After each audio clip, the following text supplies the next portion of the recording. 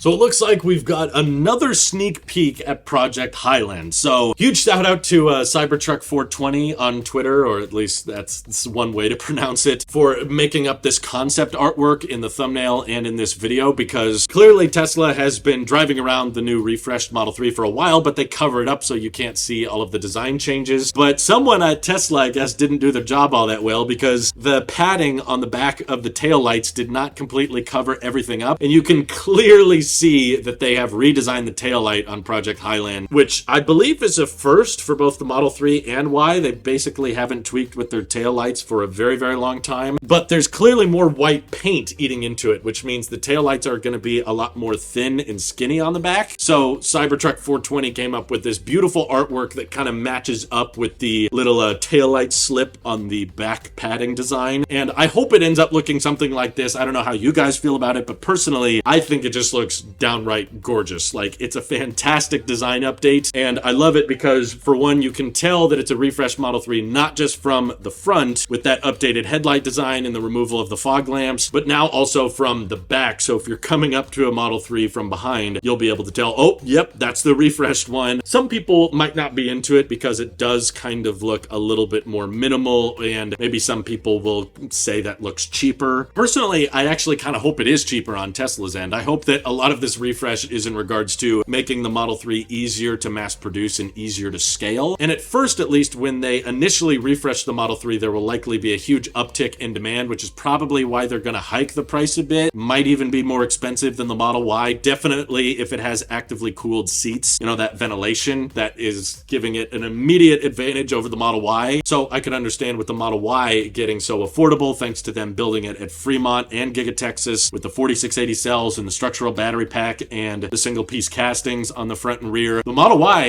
even though it's a crossover and bigger than the Model 3, the Model Y in just a couple weeks might become the cheapest Tesla you can buy, simply because I think the Model 3, while its refresh is going to be helpful for the scalability of it, the demand for it will probably go up a bit once it has cooled seats and this updated design language. And on top of that, they're only building it at Fremont, which means when it first gets refreshed, there's probably not going to be that many of them, so Tesla can justify raising the price probably $4,000 or $5,000, maybe more, because this is the new Model 3. And while it will be exciting, and I can't wait to make that video and talk all about all of the changes that they've made, some that was leaked and some that wasn't, I still think after all of these changes, the Model Y is likely not getting refreshed within the year. Maybe next year with Project Juniper or Jupiter, maybe next year with Project Juniper, but that's going to be a while. So if there's a new, more expensive Model 3 on the block, I think the desirability of the Model Y will go down quite a bit, because it'll be like, oh, the Model Y has the dated headlight design, the Model Y has the dated taillight design, and the Model Y is going to be the only Tesla that doesn't have cooled seats, and it'll be the only Model Y with gear stocks, which actually a lot of people like the gear stock, so maybe that's a good reason to stick with the Model Y. But who knows, you know, they're probably incorporating the Model S steering wheel into the Model 3 as well. So what other Model S features could they be bringing to the Model 3? Maybe they're going to give it a bigger display as well. That could make the Model Y feel a lot cheaper and a lot more dated than all of the other Teslas in the lineup, which would kind of justify the price being lower for the Model Y than any Model 3. I'd love to get your guys' perspective on it. Do you think it would be crazy for Tesla to increase the price of the Model 3 to be more than a Model Y? I think this is shaping up to be a pretty decent refresh. I just don't see a way they can update it without also increasing the price. Just to remind you, before Tesla refreshed the Model S with the landscape display and the yoke and everything, they were charging $69,420 for it. And then once they refreshed it, the price immediately jumped to about $80,000. And then there was so much demand for it that they quickly started pricing it up higher. And actually, we still haven't come back to that original $80,000 price yet. There's been some inventory discounts on the Model S and X. In fact, if you're interested in buying a Model S or X with 3 years of free supercharging and 3 months of full self-driving and getting close to that original $80,000 starting price, now would be the time to do it, particularly like with the referral code in the description. That's what lets you get that $1,000 discount in the 3 months of full self-driving. But still, we're just barely hitting that $80,000 mark that it originally cost when they first refreshed it. And I think a very similar chain of events is going to happen with the Model 3. A lot of people are waiting for the refresh. That's why the inventory for the Model 3 is climbing. And once it gets refreshed, it's probably going to be a pretty big one. A lot of people are going to notice the headlight and taillight changes, so Tesla's going to jack up the price to compensate for it. So because the leaks are getting so obvious and so many people are talking about about Project Highland, there's some people online that have claimed to already have seen it. My hope is that the wait is not too much longer, because Tesla's probably really struggling now to get people to take delivery of Model 3s, because everyone's just going to be waiting around for the refresh. And because the 3 months of supercharging deal for the Model 3 is going to be ending at the end of this month of June, I think a lot of people are assuming, oh, that means Project Highland is getting unveiled on July 1st. The logic makes sense there. Like, I understand why you would think that. In my head, there's still a very real possibility that they're just trying to hit an end of quarter delivery push. They've done this many times before. In fact, they're doing it already with the Model S and X. 3 years of free supercharging if you take delivery in the month of June. And I don't think that means they're about to refresh the Model S and X in the month of July. But yeah, I really hope that they're about to unveil it on July 1st, because that would just make the whole marketing of it much easier. And I think the demand is going to get really low for the existing Model 3 on July 1st once they take away all of those supercharging credits. I guess they could extend the promo if Project Highland isn't ready yet. They could just say, actually, you still get 3 months of free supercharging in the month of July. So I don't want everyone to think that it's happening next month for sure. But yes, the likelihood of it definitely does seem pretty high with all of the leaks we've been seeing and all of the rumors going around about it. It feels like the perfect, like, middle of the year update time, but it's unfortunate that it is in the middle of 2023, because now it's still going to be confusing to have some 2023 Model 3s that have the old design and some 2023 Model 3s that are going to have the new design. Whereas with the Model S and X, it's usually pretty easy to just assume if it's a 2021, it's the refresh, and if it's a 2020, it's not the refresh, because they updated it right around January. I think there was a little bit of spillover. There's a couple of 2021 Model S's and X's that aren't the refresh, but not that many. But knowing how Tesla doesn't like to shut down their big assembly lines too often, this is likely the last big Model 3 refresh we're going to see in quite some time. Hopefully they bring back the gear stalks though, because I know a lot of people are going to be frustrated with those capacitive buttons for the blinkers. But what do you think of the updated taillight design? Feel free to share your thoughts with me down in the comments below. And thank you to everybody supporting this channel directly. Seriously, helps us out a ton, as does just watching these videos. So thanks again. Have an excellent rest of your day.